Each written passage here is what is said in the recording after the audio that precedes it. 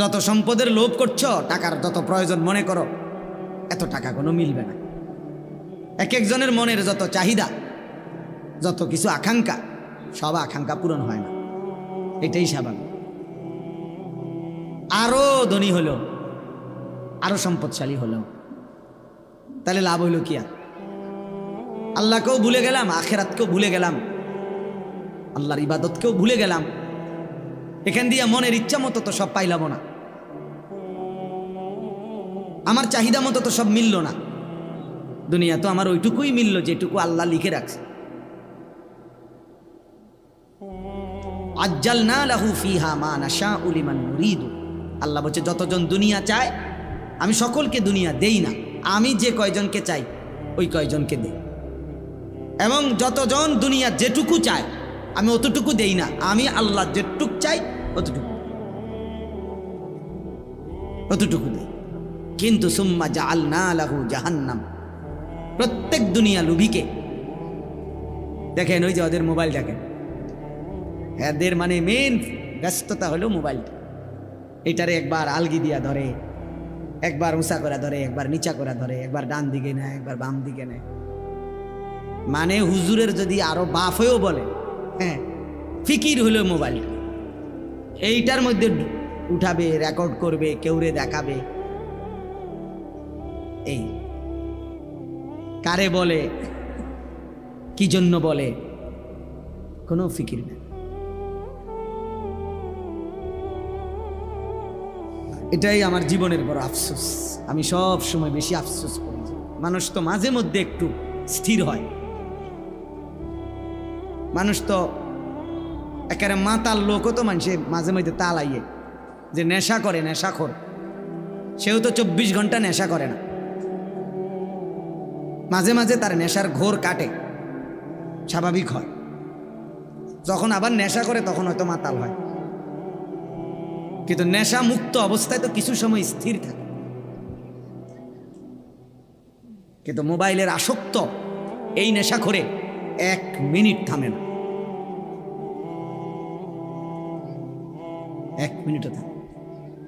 রাত নাই, দিন নাই, সকাল নাই, দুপুর, একটাই কাজ, একটাই ফিকির, একটাই জীবন, একটাই স্বপ্ন, একটাই জীবন।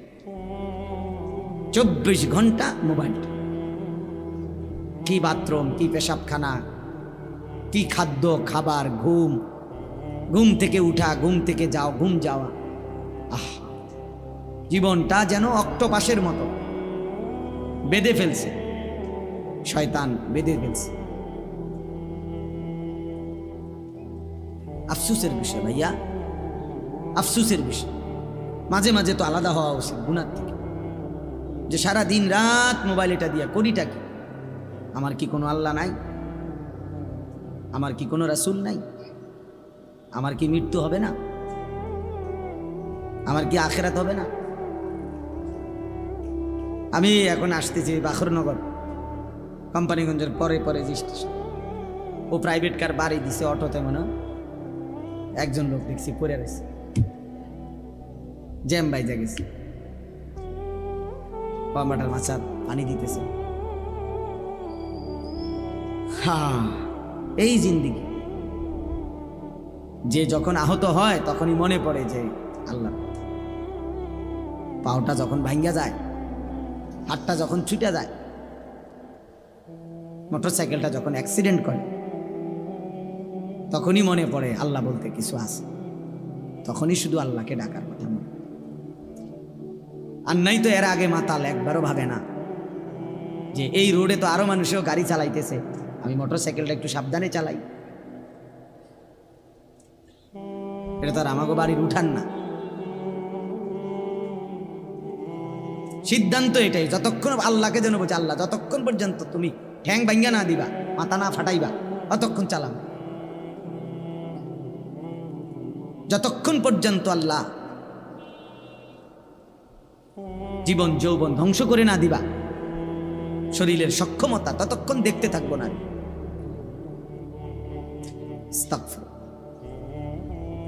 এজন্য দোস্ত এটা ভাবা উচিত, বাবারাও ভাবা উচিত, সবাই আমরা ভাবা উচিত। 24 ঘন্টা দুই জিনিস আমাদের বিরুদ্ধে লেগে থাকে। এক হলো আমাদের মনের চাহিদা নফস, আরেক হলো শয়তান। বাহিরে থেকে শয়তান, ভেতরে থেকে নফস। এই দুই শত্রু আল্লাহ আমাদের বিরুদ্ধে লাগায় রাখছে। আর বলছেন এই দুই শত্রুকে পরাজিত করে তোমাকে বিজয়ী হইতে হবে। এরপরে জান্নাত। জান্নাত এটা মামুলি না। জান্নাত দুইটা রুম আর একটা বারান্দা না। জান্নাত শুধু এক তরকারি আর ডাইল আর আলু ভর্তা দিয়ে ভাত খাওয়ান না। জান্নাত শুধু 2-4 আইটেমের ফল ফলাদির নাম না।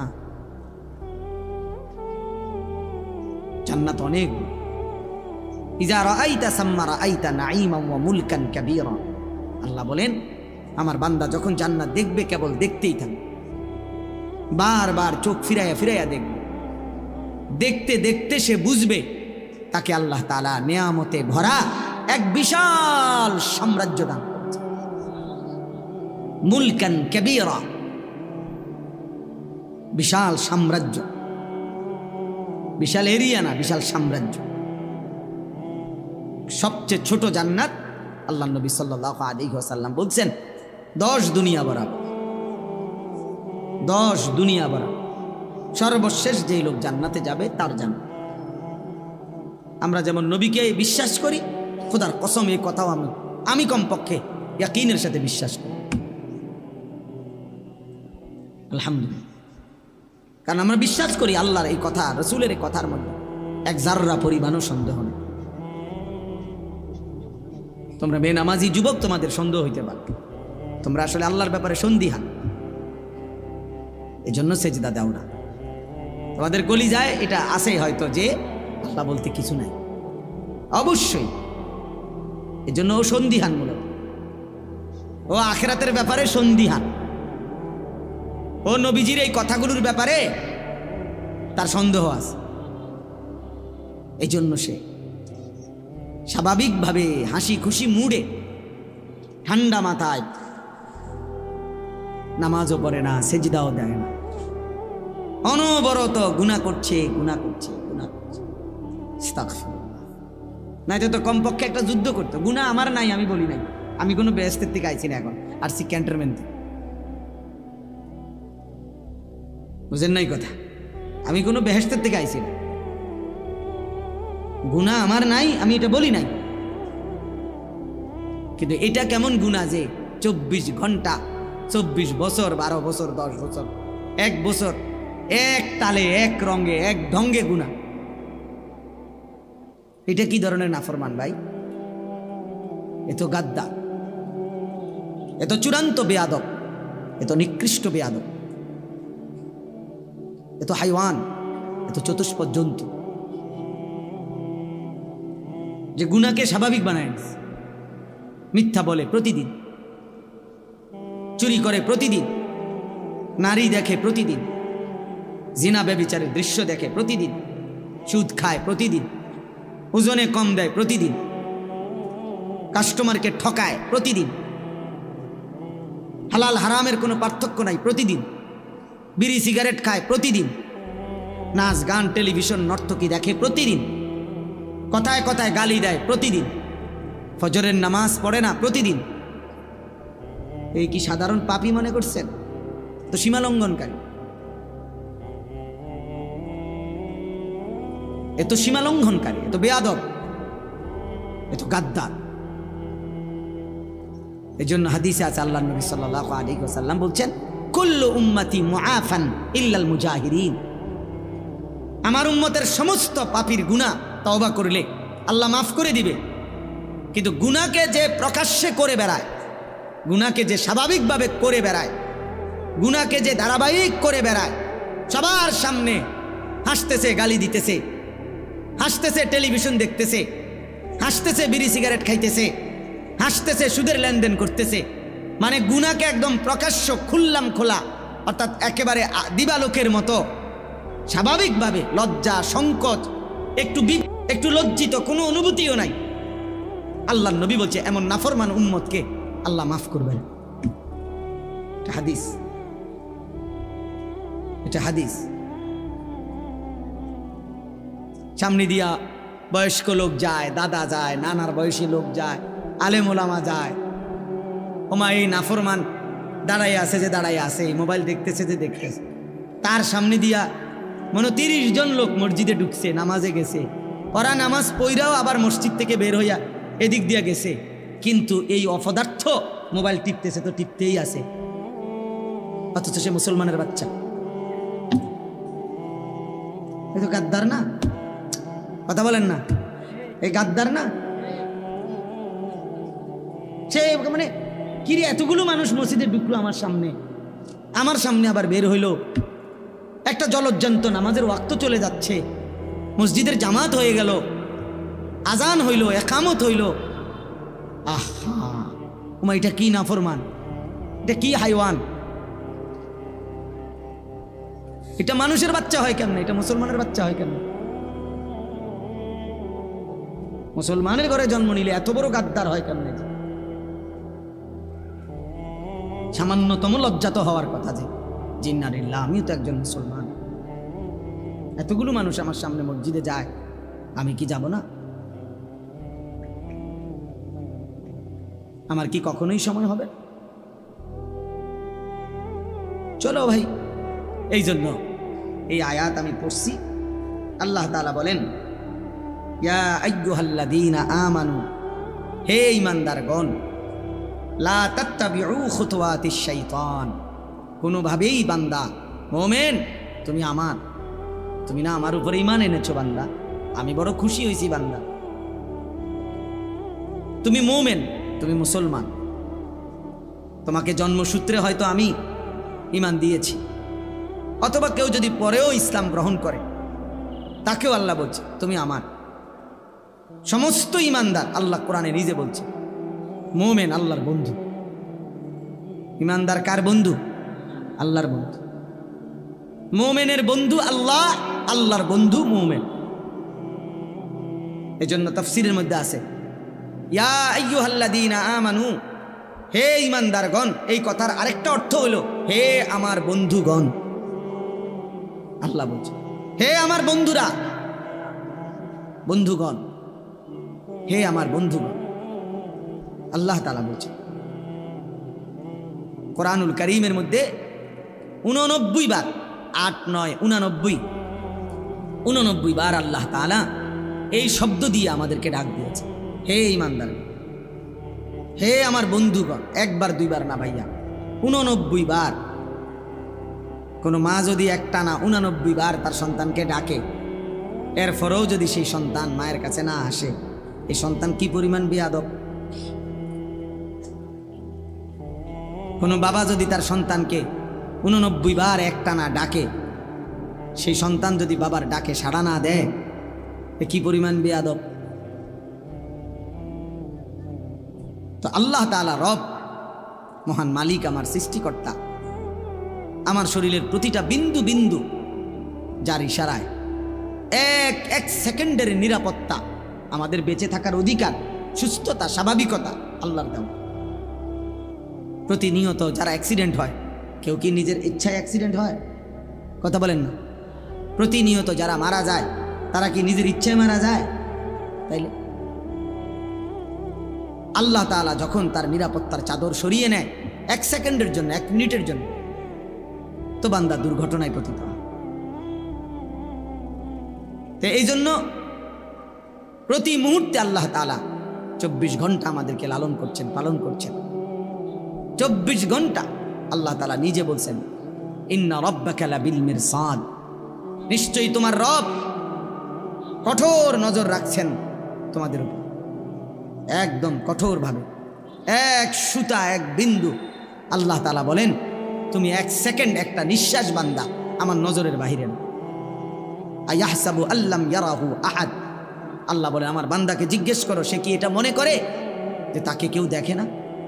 কি ব্যাপার, আমরা কেউ মনে করি এটা? ভাই বলো না, ছেলেরা ভাই বলো, আমরা কি এটা মনে করি যে কোনো একটা ঘন্টা এমন আছে, সপ্তাহের একটা দিন এমন আছে, রাতের একটা সময় এমন আছে যে সময় আল্লাহ আমাদেরকে দেখে না? এমন ঘন্টা কখন, এমন সময় কখন, এমন সপ্তাহ কখন? তাহলে তো আল্লাহ তাআলা বলছেন, ইয়া আইয়ুহাল্লাযীনা আমানু, হে ঈমানদারগণ, আমি ডাকছি তোমাকে, আমি ডাকছি বান্দা। এর চাইতে প্রিয় আর কি হইতে পারে? হাসান বসরি রাহমাতুল্লাহি আলাইহি বলছেন, একজন মুমিনের উচিত এই ডাকটা শুনবার পর গোটা পৃথিবী ভুলে গিয়ে আল্লাহর ডাকে কান পাতা শোনা, রাখো চুপ, আমার মালিক, আমার মুনিব আমারে ডাক দিছে, আমি শুনি তিনি আমাকে কি বলছে। এটা ইনসাফের দাবি। কোনো মানুষ তার অফিসের বস, সিনিয়র কর্মকর্তা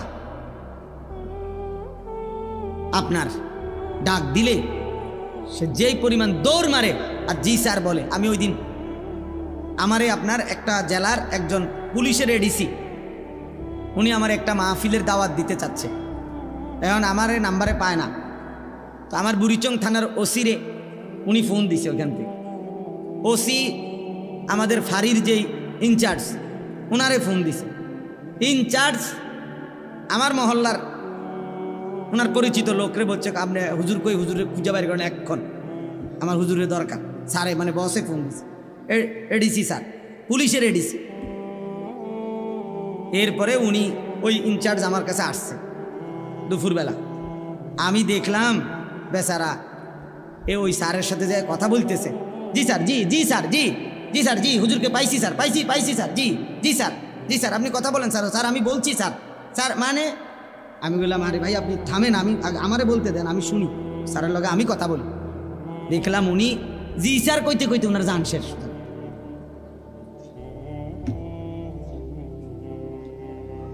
অথচ ওইটা উনি এখন এই মুহূর্তে ওইটা উনি ওনার রেঞ্জের না, উনি তো হলো ওই আরেক জেলার, উনি হলো এই জেলার। ওনার হুঁশ নাই, সোজা কথা হুঁশ নাই। নিজের ফাঁড়ি তুইয়া ইনচার্জ আইসা পড়ছে আমার খুঁজা বাইর করছে যে স্যারে কইছে হুজুরে টোয়া বাইর করতে।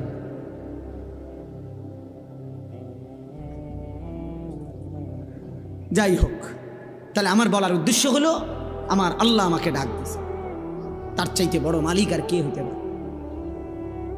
তার চাইতে আমার বেশি প্রয়োজন আর কার কাছে? তিনি ছাড়া আমার প্রয়োজন পূরণ করার আছে কি? আমার 1 সেকেন্ডের একটা নিঃশ্বাস পৃথিবীতে আর দিতে পারবে কি? আমার 1 সেকেন্ড বেঁচে থাকার অধিকার এই পৃথিবীতে আল্লাহ ছাড়া দেবে কি? কোন পৌঁছেগা হামে তেরে সওয়াব। থানভী রহমতুল্লাহ আলাইহি দোয়ার মধ্যে আল্লাহকে বলতেন, আল্লাহ আপনি ছাড়া আমগো খবর নেই কে? আপনি ছাড়া আমাদের কথা জিজ্ঞেস করে কে? আমাদের আছেই কে? আর এমনিতেও বাস্তব কথা হলো ছেলেরা, বাবা প্রিয় ভাই মনে রাখো ভাই, আমি সারাটা বছর বলছি, সারাটা বছর বলে যাই, বাস্তবিক অর্থে এই পৃথিবীর একটা বেঈমান, একটা কাফের, একটা মুশরিক, এই ইউরোপের কোন বেঈমান, গোটা পৃথিবীর মধ্যে মুশরিকদের যত সংগঠন আছে একেবারে জাতিসংঘ থেকে শুরু করে নিজ পর্যন্ত, খোদার কসম একটা বেঈমান 1 সেকেন্ডের জন্য কলিজা দিয়া দিল দিয়ে আমাদের মুসলমানের ইমানদারের কোনো কল্যাণ কামনা করে না।